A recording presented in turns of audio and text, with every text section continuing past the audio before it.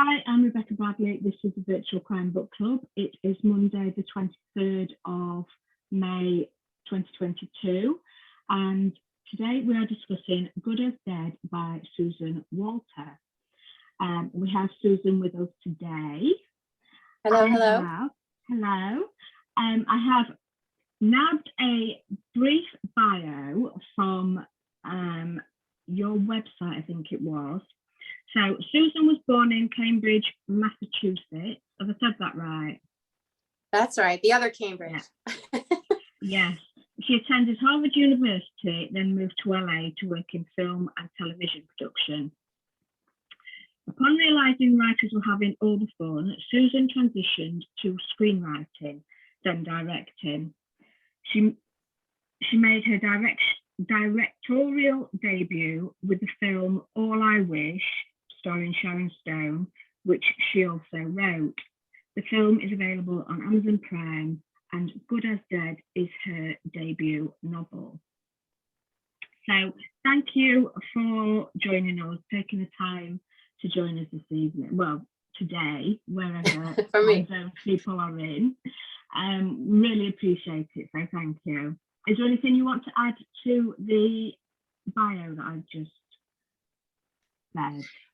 Well, I would say that I'm running full throttle now with the writing books. I am on a 3-book deal, and my second book is coming out in November, and it's a wild one. So that will be available, in like 6 months. And then I have a third book that's coming out the year after that. So It's been a really good run. I'm really enjoying writing about dead bodies and indecent proposals and cover-ups and all sorts of fun, twisty, bad behavior. Okay, I've just thought of another question to ask you, actually. Okay. Excuse me. So Good as Dead is a crime novel. What attracted you to the crime genre? You know, I kind of am interested in the idea of good people doing bad things. And how, I wrote the book from 6 different perspectives, because if you've read it, you know that the person that I vilified in the beginning is not the person who's the true villain at the end. So we tend to enter situations thinking like, that we're right or I was wrong, somebody is bad, they did this thing to me. And I thought, wouldn't it be interesting to write a book that presents a person who's been hurt and wronged and in a very difficult situation, and then meet the person in their own voice who put them in that situation, and see that things are not always what they seem. And if you walk a mile in somebody else's shoes, it can be a really interesting thought experiment. So that's why I wrote the book the way I did it. And that's what I love about the genre, is that people get driven, good people with good hearts are driven to do sometimes horrific things in protection of either their values or the ones they love. So it didn't really start out as a crime thriller. I wanted to write a thrilling ending, like something that has rising action and comes to a big fiery conclusion.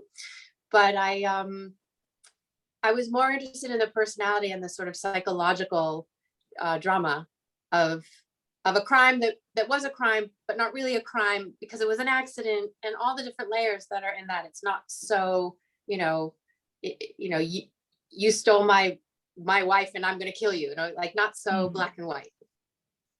And I think my 2 books after that too, I'm always interested in, like, the complexity of the people involved, and not making villains too arch or too predictable. So they're more psychological. Yeah, I think so. That's what's interesting to me.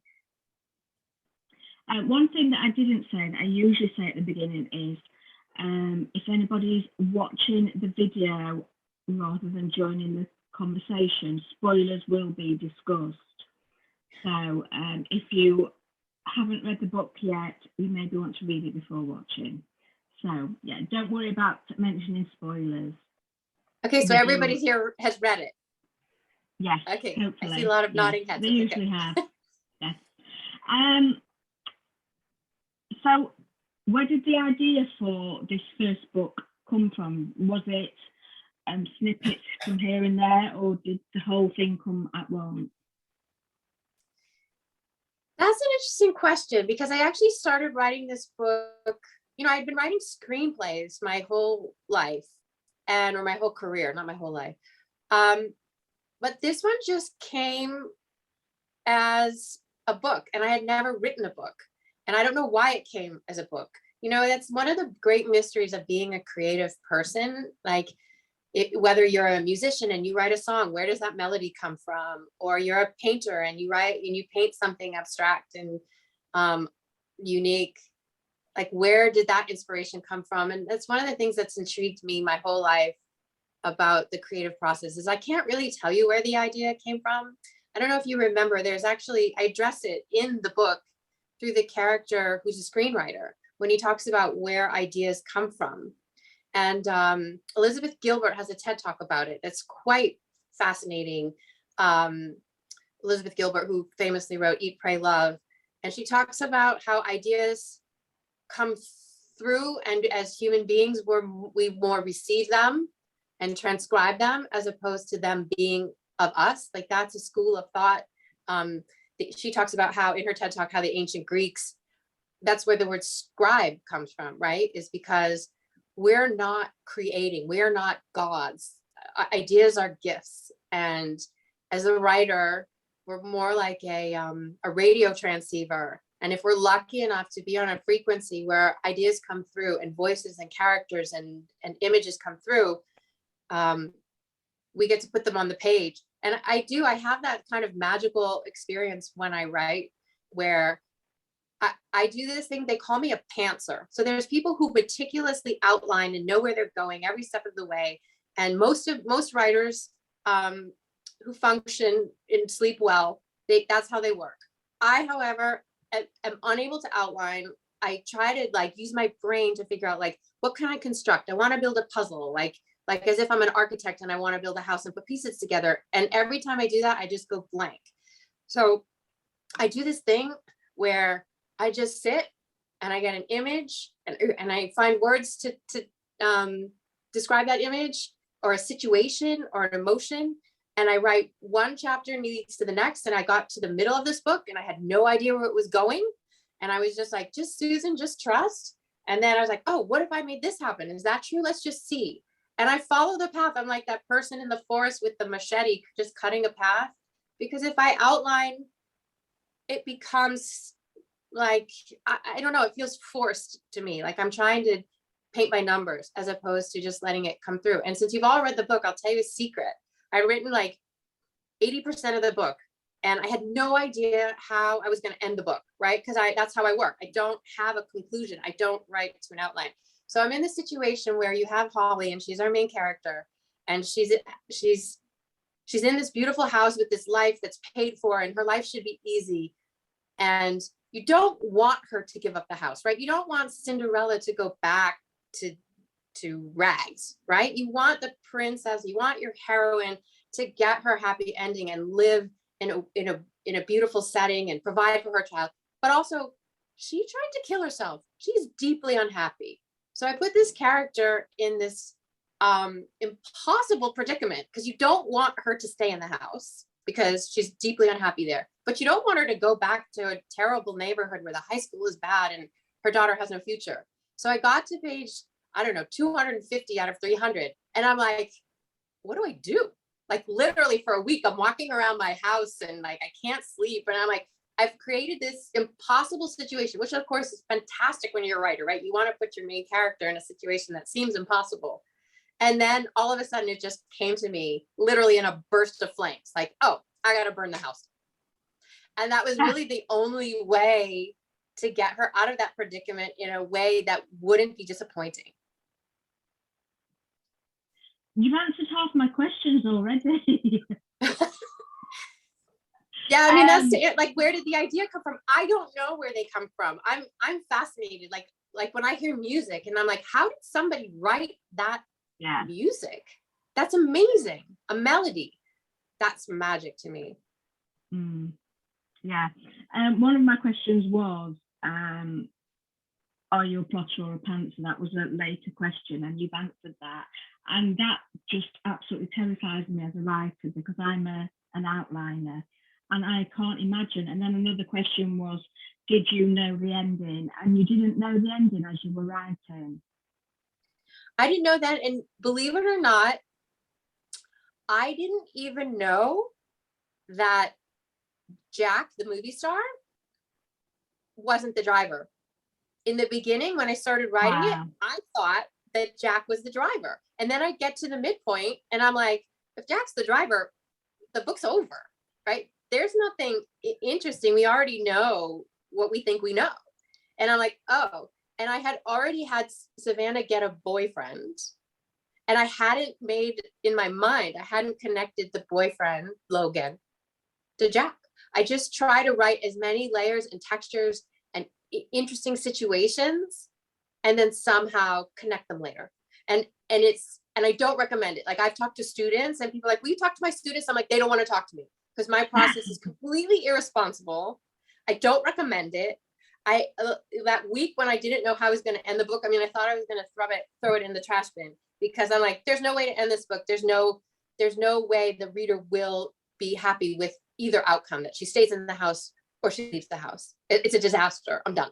And then all of a sudden it just was like, literally came to me like in an explosion. I'm like, oh, I'll just burn it all down. And you did literally burn it down. I did literally burn it down. And then it seemed insane to me. Like, I'm burning down this. What am I doing? Okay, I just trusted it. I don't know. I don't recommend it. If all you all write, don't do it the way I do it, because there are many sleepless nights. Yeah, I can imagine. It's a book about secrets. How did you keep everything ordered in your head?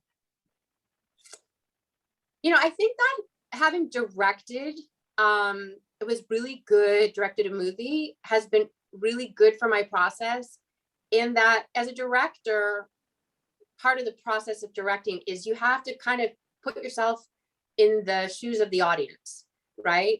And so I got a natural instinct from being around it for so many years, either as a director, and I was an assistant director before that. So I watched how directors work and how stories unfold. And like, I just now have an instinct for knowing when to reveal something. Or, you know, I've been in the writing process where I reveal something too soon. And then I'm like, oh, there's no tension. I need to not reveal that yet. So it's kind of a dance, and I try to step outside of it. And again, this is what I do as a director, is how do I keep the audience, how do I keep the reader engaged? And if you give up too much too soon, then you lose them. But if you hold too much back, it's annoying. Like, I hate reading those books. I'm like, just, it's enough already. Just tell me something, right? So it's always that little bit of a dance of teasing, giving the reader, and this is also really important to me, giving the reader the chance to figure it out. I think I have like 15,000 reviews, and I did read a few of them. Like, I try to, just because I'm learning about like what people are responding to in my writing, and I think it's some of the reviews like make me blush and they make me really happy, and some of them are like, oh, okay, someone's having a bad day. Like, I don't also recommend reading your own reviews if you guys are writers, but I think it's also, for me, you kind of got to, you know, sturdy yourself and say, all right, I just want to know what people are responding to. And there are a few readers, one in maybe 50, so 2%, who say they knew that Logan was the son and that he did it. So there's a few that were able to piece that together. It actually makes me really happy. And I don't know if any of you all saw it coming, but I'm happy that I put in enough little clues that you knew that it wasn't Jack, and that this Logan's interest in Savannah was suspect, right? Because she describes him, and that was intentional, how we describe him, how we meet him as just like the most eligible Harvard-bound bachelor. So why is he interested in him? Like, just a little hint of suspicion. So that's another thing that I think comes from experience, just having read a lot of stories and telling stories and directing stories, is knowing like, I need to give a little something. I want to give the smart, intelligent, paying attention reader the opportunity to solve this mystery or predict a twist without giving it away to everybody. So I was glad to see that a few people say, oh, I know who did it from the beginning. It's like, good, okay, I did my job. Now, what do you find the differences between screenwriting and novel writing? So screenwriting is very, you kind of have a committee of people. There's producers, there's executives, there's actors, and for me, my process is so much more balancing the needs of people who are trying to hit markets. Like it's much more, first of all, it's much more expensive to make a movie than to publish a book. So producers and studio executives are really element driven. Like, is it a star vehicle, and what star do you see in it? And are you writing for that star's strength? And, can you create a set piece that has these elements in it? And it's very, there's always people like, there's always messages in my inbox, and I'm trying to swat them away, but I have to listen to them because they're, paying me to write this movie. But I find writing a book is definitely more solitary, but also in that way more, I don't want to use the word magical because that is not mysterious, maybe, because it's just for me relying on instinct and inspiration that comes from whatever source. And I can make a mistake in a book, like I can listen to something and misinterpret it and go down the road a little bit. But if it's wrong, I can just unravel it and try something else. Whereas I don't have people telling me which way to go and what they need from me and this script. I can be more organic about it. And it can be lonely, the process of writing, in terms of like, I really have to shut myself in and be with imaginary people and don't actually talk to any live, real people. And I could go a little insane, but I think the end product is more authentic and of me than any of the screenplays that I've ever written. Because I don't have to I don't have to write for a star, and I don't on the set meet a star who's like, she would never say that. And I'm like, oh, okay, what would she say? Right. And then give that over to them. It gets to be fully mine, for better or for worse. Yeah. Right. I know we're running out of time now, so I'll just ask you one last question. Out of all the points of view in Good as Dead, who was your favourite character to write? Oh, nobody's ever asked me that. That's a great question. I guess I had the most fun with Savannah because I have 2 teenage daughters, and capturing the voice and some of the things she said, and she gets to be wrong because she's young, right? And so she doesn't really know how things work, and allowing myself to try to go into that space of young naivete, passion, passion for a boy and passion for a life and passion for a handbag, that those things are so much more vivid when you're 15, I think, than when you're 50, which I am. So I enjoyed she's going to crush hard on this boy, and indulging in the memory of what that felt like at that age. And then I had my teenagers read it, and to make sure that the voices sounded like, and they had me take out some words, like, that's not a Gen Z word, Mom. Like, no, she would never say that. And I listened to them. But so that was the most fun. That's and thank you for asking that question. I love that question. I've never gotten that question.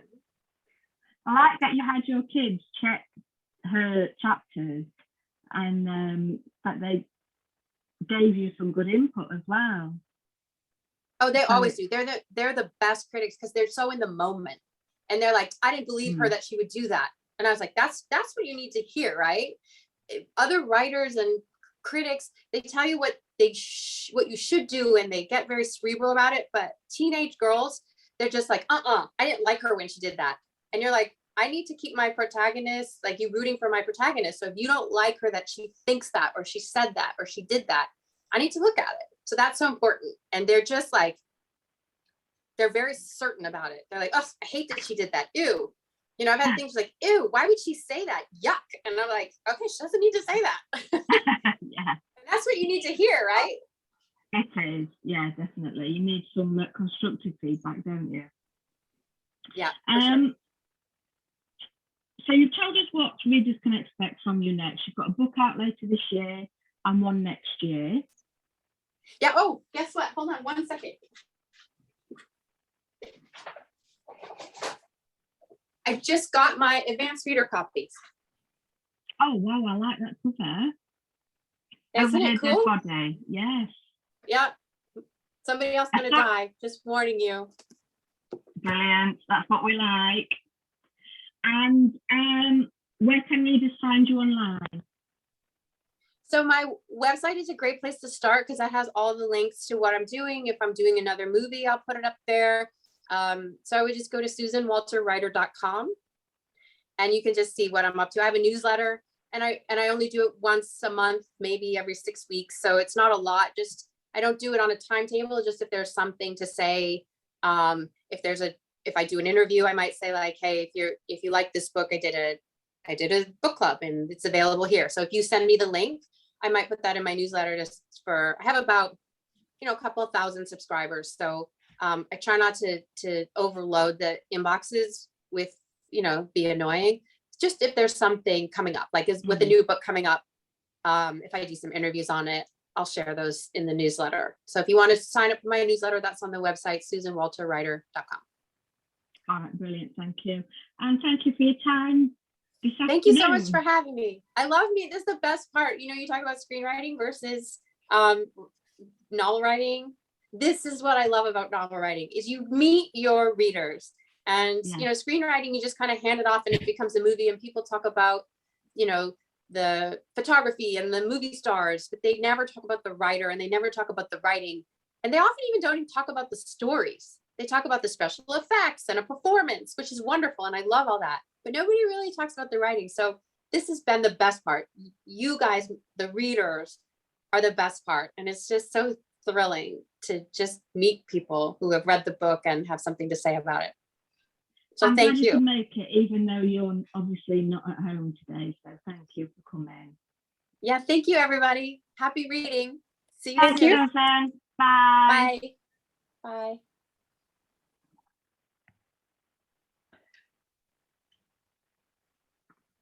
Well, that was good. Did everybody enjoy that? Very much. Not really. What, not the chat? I'm not talking about the book. All right. At the Q&A beforehand. That was lovely. That was great. Yes, Susan was very chatty and friendly. So I really enjoyed talking to her. We shall move on to the book then. Did you enjoy it? Not very much. Lorna's response. We have Charlotte here, but we don't have a picture of you, Charlotte. Ah, there we are. Now sound though. Mute.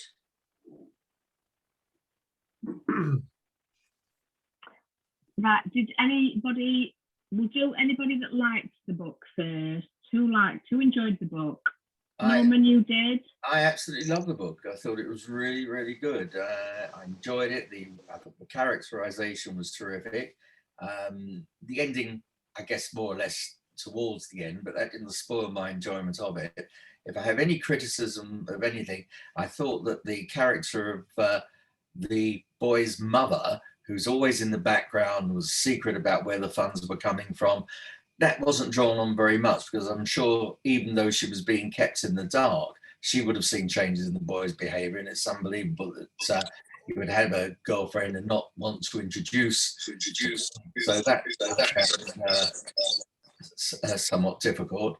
But apart from that, yeah, I thought it was absolutely brilliant. Yeah, good. Did anybody else enjoy it? I really enjoyed it, actually. I Oh dear, we've got some sound issues. Sorry, I think it's me. I'm trying to come in with, Oh, we've got sound now, that's good. yeah, sorry. I think that was me. Is I was that trying because to, you've got two screens open? yeah, apologies. Done now. We should be all right now, Chris. Go on. Thank you for trying, Charlotte. Okay, anyway. no, you're good. Yeah, I really enjoyed it. It took a bit of getting used to everything being written in the first person because I don't read the book all in one go. I pick it up when I have time. I had to sort of try and get my head in who it was I was listening to at the time, but over time I got used to it. I thought it got maybe stuck a little bit in the middle, but once the bomb dropped about Logan, it was almost the Sixth Sense moment when that came, and then I was absolutely totally into it and really enjoyed it actually. I also enjoyed it. I thought it was a bit predictable. I thought it was Logan as soon as he was presented to us, but I enjoyed it. It was like a light read, but I enjoyed the fact that it was written from different perspectives, and it was an original idea to have it from the perspective of someone that got wronged and at the same time felt very bad to accept something to cover up the crime. But yeah, I enjoyed it. I thought it was quite light. I read it very fast, and yeah, it was a bit predictable, but yeah, it was good. Yeah, great. Lorraine, you've just joined us. There's no video. I don't know if you're there. Oh. If there's any sound. Okay, I'll just go out and log in again. Sorry, it's 5:30 in the morning here. I'm a bit late. No, it's fine. You've missed the author Q&A, but you can catch that up on video. Okay, no worries. We've It's only just just that. started to. Okay, all right. I'll be back in a minute. Okay, no worries. So Lorna, you didn't enjoy the book. I mean, I didn't dislike it. I just sort of felt, as Vera said, it was very predictable. And I think the way it was written, I felt all the characters had the same sort of flatness to them. I didn't like the characterization. I didn't feel there was any characterization. And, every time you keep the voice change, you were sort of reading a page or more before you were getting into the plot to figure out who it was you were, whose voice it was. And none of it could come from who that person was, how they looked at something. You didn't get, if it hadn't said the name at the top and from the plot it was obvious who it was, I didn't feel that the people, the characters sort of felt differently about things. I think it was emotionally lacking, I think, a lot to me. And I just couldn't, so it detracted a lot. And also, I think, I can't remember at what point it's made clear that it's not Jack, it's driving. And from that point on, I knew it was Logan. And again, the ending I felt was suddenly accelerated. It was like it was then rushing towards an end. You had this, he was playing her along, and then suddenly it's all, we'll set the house on fire and I'm going to kill you. And that wasn't the character of Logan who accidentally had this, who had the hit and run. None of it, I don't know. I just couldn't get into it, I suppose. And I didn't like Even at all. Was it even Evan at all? Because I thought that was a bit of smushy romance that just didn't feel right either. Anybody else have any thoughts on whether they enjoyed the book or didn't enjoy it? I suppose like Chris, I found it an incredibly easy read. Just just, 3 months ago present, 3 months ago present, and just the characters lead them through. And that to me was very easy. But I did find it, where's this going? What's his flat? But the moment was when Logan was identified as the boyfriend was a real sort of wow moment for me. And from that moment onwards, I was more keen to finish the book.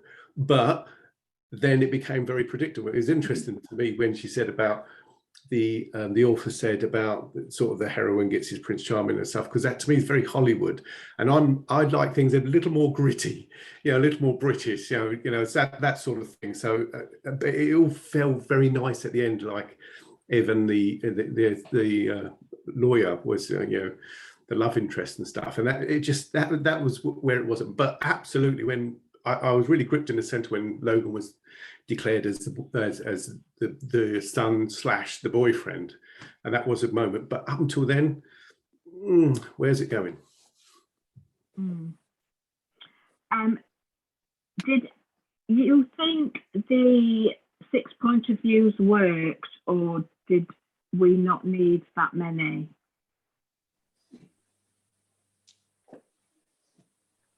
I liked it, but when the brief right at the beginning talked about, I thought there'd be a lot more involvement from the community, but it was just neighbours across the street who were, aware of something wrong, and they had their own secrets, or the way it was written, I thought there'd be a lot more involvement with the community. So there may be total outcasts in this community, or it's hinted that they didn't belong. It never really explored that. Okay. Yeah, and although I did kind of like the subverted expectations, because the screenwriter and his wife, and initially when I read about the wife, I thought, oh my God, she's awful. But then actually, when you see things from her point of view and how she's pawning her jewelry for the sake of the family and to keep things going, and so you kind of warm a little bit to her. So from that point of view, perhaps it was useful to have the different points of view. But yeah, at the same time, I wasn't sure that they necessarily, the two of them together were helping to resolve some of the issue, investigating. And yeah, it felt a bit two of the same, her and her husband. Yeah, but how rubbish were the police? How rubbish were the police? Oh yes, go back to the crime scene and remove some evidence. Why don't you? Were you surprised by Holly and Savannah taking the money from Jack and taking the house and the bottomless credit card? No, I Was think it something you? I think considering the circumstances of it, they were having a miserable life. The husband that got killed was the only one that was keeping them together.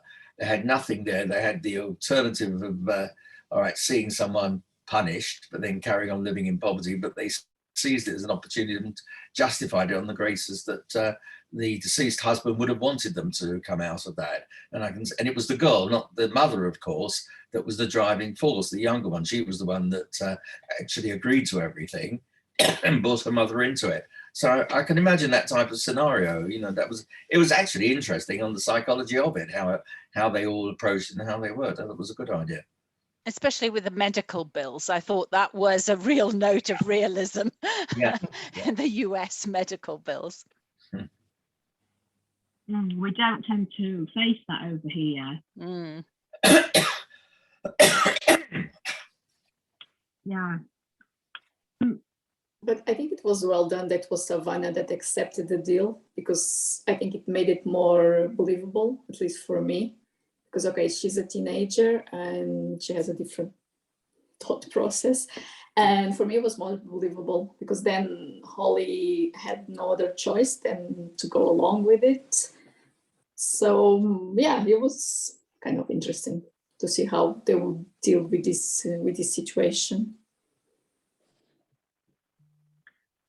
Was there any character you particularly enjoyed reading their chapters from, or that you particularly disliked reading the chapters? I was glad that the author said that she liked writing Savannah the best, because that's the character that I enjoyed reading the most, having well, she's not a teenage daughter anymore, but she acts like it a lot of the time, and yeah, I could relate to that from, you know, hearing my own daughter speak, and I just thought she was a more rounded personality than a lot of the others. Yes, does anybody connect with any of the other characters? Yeah, I think when it came to the neighbour's husband, the author that got the deal with Jack, the boy's father, Logan's father, that was interesting. The dilemma that presented, and the way that his wife had to sway between one thing and another. I thought that was very good, and I could sympathise with the writer as well. Here was a terrific writer being blocked at every opportunity, nearly blocked by the father, and it wasn't put on hold, and it was such a dilemma. I mean, it was very, very interesting as the dilemma in life. It was an unusual twist, I thought, to it. As a writer, I always find it funny reading about writers in books. But I've also written about, had a character as a writer in one of my own, but reading them myself, I find them really funny. Watching them work and trying to earn a living doing it, it's really funny to read. So yeah.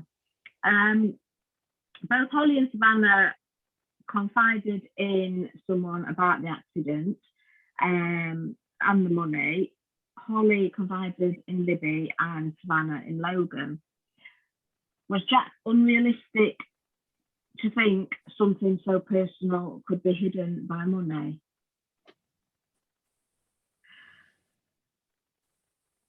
It was a time limited thing, wasn't it? It was bound to go wrong. There was just no way that you could keep something like that hidden for a really long time. I enjoyed the book. I enjoyed the plot. I quite liked it. It was written from different people's perspectives. I wasn't very keen on Evan at all.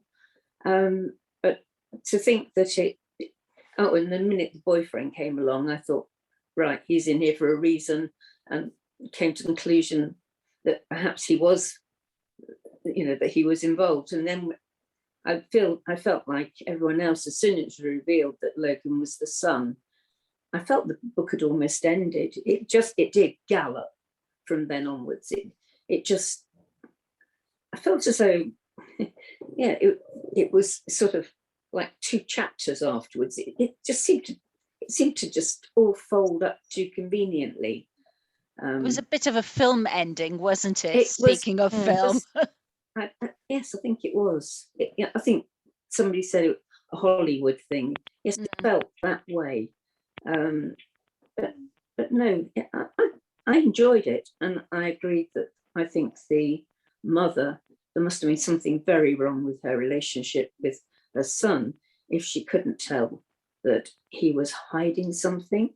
I mean, our kids would, it only takes a couple of days to realize something's happened, and something as tremendous as that. I can't believe the mother wouldn't have twigged. The character of the mother was very oddly portrayed, I thought. I mean, first of all, starting right back to her pregnancy with Logan and things like that, and then suddenly she just leaves Jack, and you kind of think, why? Yeah, Jack's lied to her about something that's but to protect their son, and that just seemed an odd. And that was the end of the marriage. Yeah, it lacked